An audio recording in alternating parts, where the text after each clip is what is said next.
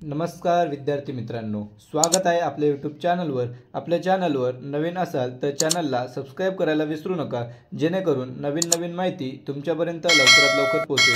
तर विद्यार्थी मित्रांनो, आज दिनांक 25/2/2025 रोजी बृहन्मुंबई महानगरपालिका यांचे एक सूचना पत्र जाहीर झालं आहे। त्या सूचनापत्रामध्ये कार्यकारी सहाय्यक या संवर्गातील सरळसेवा भरती पद्धतीने भरावयाची 1846 पदे रिक्त होती। तर त्याच्यासाठी अर्ज मागवूनचे पेपर झालेले होते।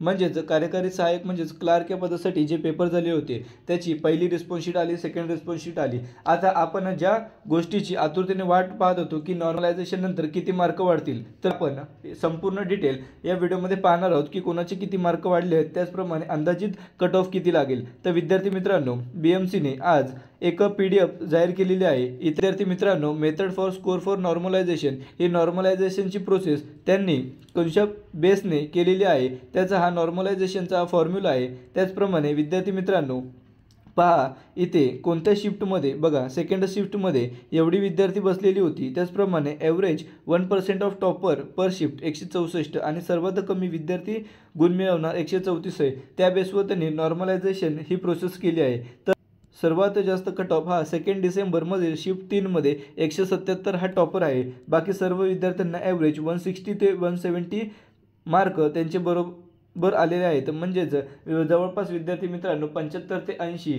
85 असे प्रश्न विद्यार्थ्यांचे बरोबर आलेले आहेत। त्याच्यामुळे विद्यार्थी मित्रांनो, आता आपण अंदाजित कट ऑफ किती लागू हे आपण पाहणार आहोत। परंतु त्याआधी जर तुम्ही ही PDF पाहिली नसेल तर विद्यार्थी मित्रांनो, तुम्ही व्हिडिओ शेवटपर्यंत पहा। तुम्हाला ही PDF कुठे मिळेल हे मी व्हिडिओच्या शेवटी तुम्हाला सांगणार आहे।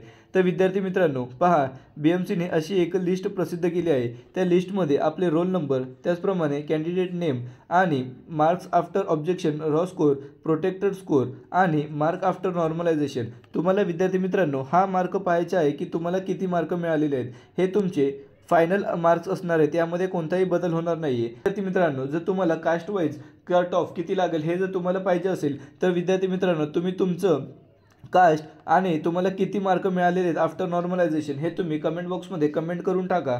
मी तुम्हाला एक डिटेल व्हिडिओ सांगतो की तुम्हाला किती कट ऑफ लागू शकतो।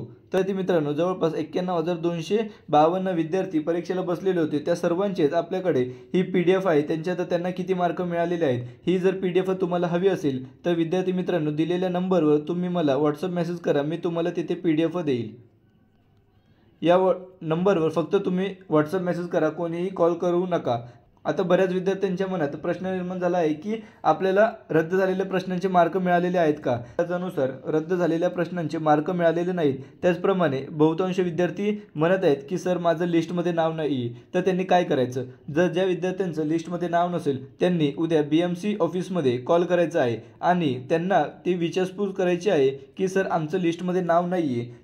त्याचप्रमाणे बघा, 1-2 विद्यार्थ्यांनी मला मेसेज करून सांगितलं होतं की सर माझं लिस्टमध्ये नाव नाही, परंतु जेव्हा मी त्यांचं नाव घेऊन लिस्टमध्ये चेक केलं तेव्हा ते लिस्टमध्ये होतं। त्याच्यामुळे विद्यार्थी मित्रांनो, तुम्ही नीट एकदा लिस्ट चेक करा आणि जर तुम्हाला सर्चचं ऑप्शन येत नसेल तर तुम्ही WPS हा ॲप घेऊ शकता। या ॲपवर तुम्ही PDF ओपन करा आणि त्याच्यात तुम्हाला सर्चचं ऑप्शन येईल। या ॲपनुसार तुम्ही सर्च करा, तुमचं नाव तुम्ही जसं हॉल तिकीटमध्ये होतं तसं जर तुम्ही टाका तेव्हा तुमचं नाव येईल।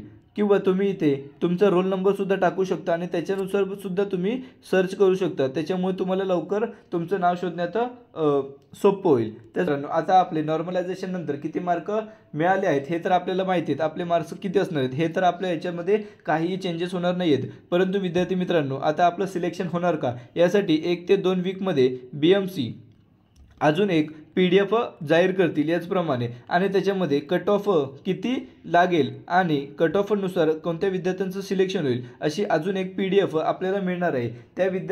त्या PDF मध्ये ज्या विद्यार्थ्यांचं सिलेक्शन होणार आहे त्यांचं ते नाव असणार आहे आणि त्यांनाच डॉक्युमेंट व्हेरिफिकेशनसाठी बोलवण्यात येणार आहे। आणि विद्यार्थी ती जी BMC PDF आणि कट ऑफची PDF जी नवीन येणार आहे ती तुम्हाला अपडेटेड आणि लवकरात लवकर मिळवायची असेल तर आपल्या चॅनलला सबस्क्राइब करून ठेवा, जेणेकरून लवकरात लवकर माहिती तुमच्यापर्यंत येईल। व्हिडिओ आवडल्यास व्हिडिओला लाईक, शेअर आणि सबस्क्राइब करायला विसरू नका। धन्यवाद।